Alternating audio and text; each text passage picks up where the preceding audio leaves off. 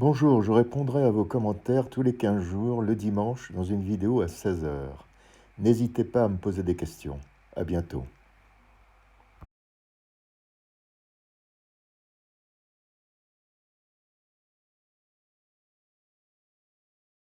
Bonjour à tous. Aujourd'hui, on va reparler de la Libye. Mais pourquoi la Libye aujourd'hui? Eh bien, parce que bientôt, le 23 août, ce sera l'anniversaire de la chute de Tripoli, la capitale libyenne. Ce récit va vous éclairer peut-être aussi sur les risques que nous avons en reportage, puisque moi j'ai été pris en otage. Alors, pas pendant longtemps, pendant quelques heures, par des troupes de Kadhafi qui voulaient essayer de s'évader de Tripoli. Alors évidemment, les forces rebelles sont rentrées à Tripoli le 23 août grâce à la coalition de l'Angleterre, de la France et des États-Unis qui ont bombardé régulièrement les troupes de Kadhafi. Et je ne parle pas des forces spéciales qui devaient être sur place. Alors les dernières nouvelles de la Libye sont affligeantes. Vous pourrez regarder dans la description. Il paraît qu'à Sabrata, tout près de Zaouïa, l'État islamique s'est réimplanté. Ce sont des ruines romaines. Elles ont été occupées par les rebelles, les forces de Kadhafi, et maintenant réoccupées par l'État islamique. Alors, comment ça se fait? Les Turcs sont là pourtant. Eh bien, tout simplement parce que les mercenaires syriens que les Turcs ont envoyés sont des extrémistes islamiques. Alors, la Turquie envoie armes, mercenaires et soldats, mais il n'y a pas que la Turquie. La Russie envoie des mercenaires, l'Europe envoie des armes et des fonds, l'Égypte menace d'intervenir et l'Arabie Saoudite donne de l'argent. Voilà où on en est. Bon, revenons à nos moutons. Sur les bords de la route, des chars calcinés. Au pied de la grande route, des carcasses de chars détruits par l'aviation.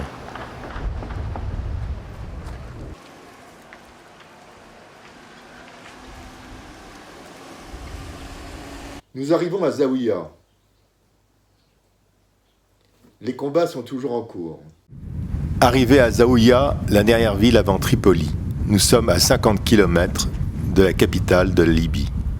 Cela fait maintenant 2 jours que l'offensive venant du Djebel s'est déclenchée à la grande surprise de tous. La route entre Tripoli et la Tunisie est bien coupée. Plus de carburant, ni de vivres pour les troupes gouvernementales. La prise de Zaouïa est d'un intérêt stratégique pour la rébellion. Entrée dans le centre de la ville, encore pilonnée par les mortiers. Les quartiers sont ravagés par les combats. Le grand marché n'existe plus. Les combattants du Djebel sont des guerriers. Ils savent ce que c'est qu'une arme. Bienvenue à Zaouïa.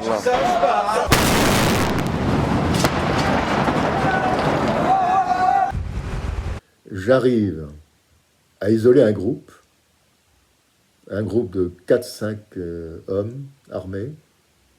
Il y en a un qui parle anglais. Je lui demande s'il n'est pas possible d'aller en ligne de front. Il me dit on va essayer. Allez, viens. Et hop, c'est parti.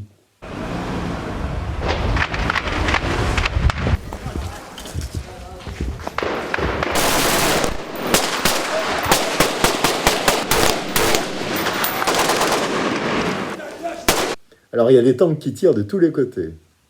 Ils tirent contre quoi? Contre les snipers de Kadhafi. Y a-t-il encore des snipers? Oui, il y en a. Où? Ils sont dans les immeubles de l'administration et de la banque. Les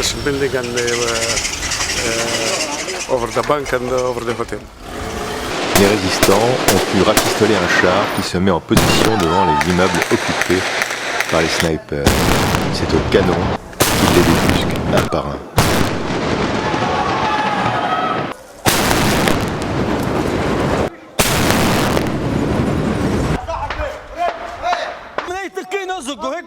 Mais cela ne suffit pas. Avec un petit groupe, je me rapproche de leur position. Leur tir tient toujours les combattants à distance.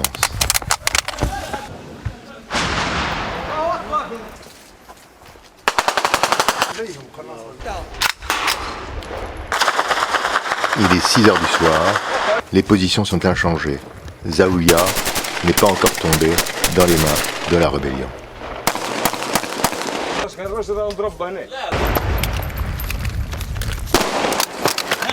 Il est bientôt 19 heures, il faut que je rentre. Il faut absolument que je rentre pour monter mon sujet. Nous repartons, direction la Tunisie. Moi, je dors un peu. 8 heures du matin, arrivé à Sfax, je monte le sujet. 11 heures, le sujet est envoyé à Arte. Dans l'après-midi, j'apprends que Zaouïa est tombé dans les mains des insurgés. Il faudra partir demain matin pour voir ce qu'il en est. Chose faite, route épuisante jusqu'à Zaouïa. Puis, petit à petit, avec les rebelles, nous arrivons aux portes de la capitale. Là, j'aperçois de grandes colonnes de fumée. Tripoli brûle. En prenant une voiture, nous pouvons arriver sur un pont, passer très rapidement parce qu'il y a des snipers, et arriver à la place verte qui est occupée par les rebelles. Ça passe ou ça casse, ça passe. Arriver sur la place verte. Incroyable. La place verte que j'ai toujours connue comme le symbole du pouvoir de Kadhafi. Arrivé sur la place verte, 8h30, un spectacle inoubliable que cette place désertée, qui était le symbole de la puissance de Kadhafi. Alors moi, je crois avoir un très bon sujet, il faut donc l'expédier au plus vite. Je me dis qu'en allant dans un hôtel, je trouverai une connexion Internet. Et je pourrai monter mon sujet et l'envoyer. Partout dans Tripoli, comme ici, les combats font rage. Les unités du colonel Kadhafi se sont repliées autour de l'hôpital, du bunker du guide et sur le front de mer. Mais, petit à petit, des accrochages furieux ont lieu un peu partout dans la ville. Des groupes d'une dizaine d'hommes tiennent une rue, un immeuble, une place, ce qui rend la mobilité des résistants difficile. On traverse la place verte et on fonce en bagnole. Soudain, une explosion, des hommes stoppent la voiture, une rafale, puis un grand noir, que je crois reconnaître comme un toubou, se précipite sur ma caméra, donne un coup de pied dedans, arrache le micro et me bourre de coups de crosse. La caméra roule de l'autre côté de la chaussée, je me précipite sur elle, le type me braque avec sa kalachnikov et tire. Et tire à quelques centimètres de mon oreille. Je suis complètement assourdi, un peu dans les vapes, abasourdi. Le type me reprend, me traîne et m'expédie dans des espèces de petits jardins. Je me dis à ce moment-là que nous sommes en présence de pillards. Je me laisse emmener vers cette habitation et là, je vois un homme qui se présente comme le chef du groupe. Il me demande ma nationalité. Je lui dis, écoutez, je suis français. Et là, il rentre dans une colère froide. Il me dit, je vais te tuer. Je vais te tuer. Mes 2 fils et ma fille sont morts sous un bombardement. Je vais te tuer. Les explosions se rapprochent, c'est pas bon. Moi, je me dis qu'à un moment donné, les forces de l'OTAN vont nous prendre pour cible et tuer tout le monde. C'est ce que me dit d'ailleurs le professeur avec un grand rire. Je sens que l'homme est désespéré. J'essaye de lui parler. Pourquoi lui parler ? Pas tout simplement parce qu'on ne tue pas un homme avec qui on parle. Il a un physique très étonnant pour un combattant libyen. Il est distingué, bien habillé. Il détonne complètement par rapport au reste du groupe. 4 heures ont passé. Un jeune Libyen vient me fouiller. La cassette que j'avais planquée dans mon pantalon est découverte. Il la prend. Je vois mon MacBook Pro brisé à coups de crosse. Le professeur vient vers moi. Il me dit qu'il va tenter une sortie. Mais grâce à moi, il me demande de reprendre ma voiture, de me mettre au milieu de la voie et d'aller doucement vers les rebelles. Il me demande d'attirer leur attention. Nous nous serrons la main, je le regarde bien dans les yeux et je me dis que ce soir, il sera sans doute mort. Je suis ému. Nous partons avec mon chauffeur au milieu de la voie. D'un seul coup, il appuie sur l'accélérateur. Moi, je suis sidéré, on va se faire flinguer par les rebelles. Je bloque le frein à main, la voiture se met en travers de la route. On sort, les bras bien en l'air, quelques balles sifflent, mais c'est tout. Ça y est, nous sommes libres.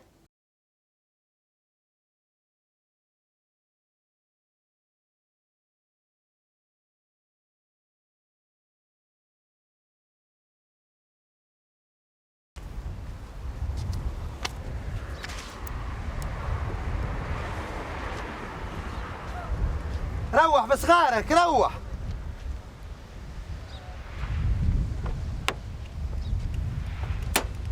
Ce fut mon dernier reportage en Libye. J'espère que ce récit vous a plu. À très bientôt sur ma chaîne. Abonnez-vous. Et puis, le pouce. Merci encore. Au revoir.